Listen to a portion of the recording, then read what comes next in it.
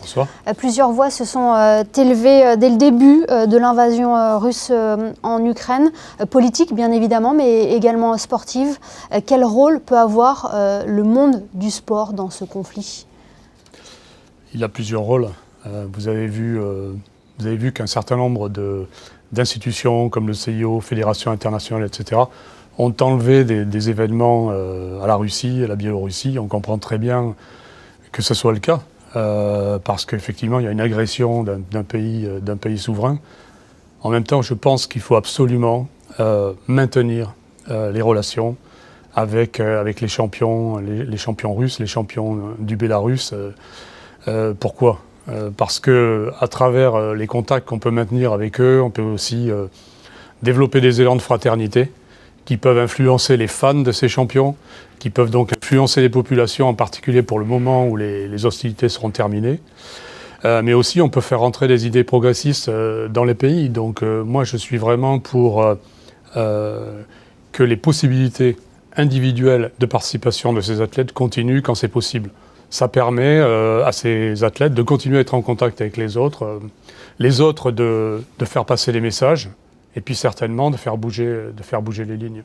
Oui, c'est important que Instant Sportive et également sportif relaient ce message. Comme vous l'avez dit, ils ont une influence importante aussi et un rôle à jouer dans ce conflit, même si évidemment ça reste dans le sport. Oui, et puis quelque part le sport doit rester sacralisé. La société des sportifs veut rester une sans exclure personne. Et en particulier pour le moment où on pourra vivre ensemble de nouveau de façon apaisée. C'est un moment aussi où le sport peut se rendre compte du rôle majeur qu'il peut jouer. Bien sûr, nous on l'éprouve tous les jours avec Peace and Sport. On a vu une équipe de double il y a quelques années entre un Indien et puis un Pakistanais, Bopanna et Kershi, porter les couleurs de Peace and Sport, finale de l'US Open, passer les messages. On veut être une solution pour continuer à ce que le dialogue apaisé puisse perdurer. Et la mission de votre organisation a là toute son importance. Absolument. C'est pour ça qu'on a appelé une masse importante de champions, puisque aujourd'hui il y a plus de 300 champions de 40 pays, dont des Russes, des Ukrainiens, qui font partie du groupe et qui appellent à des élans de fraternité, à une campagne massive de wildcard que vous connaissez bien. En général, on fait ça au moment du 6 avril, mais là, on l'a décalé un peu plus tôt. Le but, c'est d'agréger derrière chaque wildcard des éléments de fraternité, des actions concrètes qui permettent de montrer qu'on peut dialoguer et que la solution des armes n'est pas la solution qui nous convient, il y a d'autres solutions. C'est tout l'objet de votre tribune que vous avez publiée hier. Plusieurs champions de la paix ont répondu présents. Je crois que maintenant ils sont plus d'une centaine.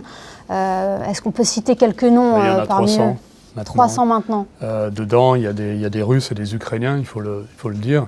Il y a des gens comme Didier Drogba, Tony Estanguet, Alexandra Kosteniuk, qui est une championne d'échecs qu'on connaît bien ici en principauté, qui est russe. Voilà, des gens qui partagent, comme nous, l'idée que la société du sport, c'est une société mondiale, apaisée, qui embrasse toutes les cultures, toutes les différences, et qui peut jouer un rôle apaisant dans les circonstances difficiles qu'on est en train de vivre, être capable aussi de faire passer des messages par les champions à l'intérieur des pays, des messages qui ne sont pas censurés, des messages qui peuvent passer directement aux fans. Ça, c'est quelque chose qui est, je pense, très important. C'est ce qu'elle symbolise, cette wildcard aujourd'hui. Absolument. C'est une façon de dire aussi, le sport, c'est pas que des compétitions et des podiums.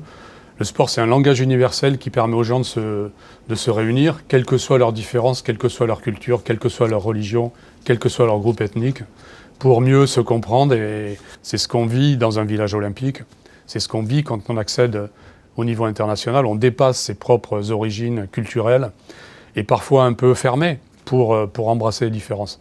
Donc ça, c'est un vecteur très très important qu'on doit activer dans des moments difficiles comme ceux d'aujourd'hui. Eh bien, merci beaucoup, Joël Bouzou, d'avoir été avec nous ce soir dans les studios de Monaco Info pour faire passer votre message de paix par le sport. Merci infiniment. Merci de m'avoir reçu.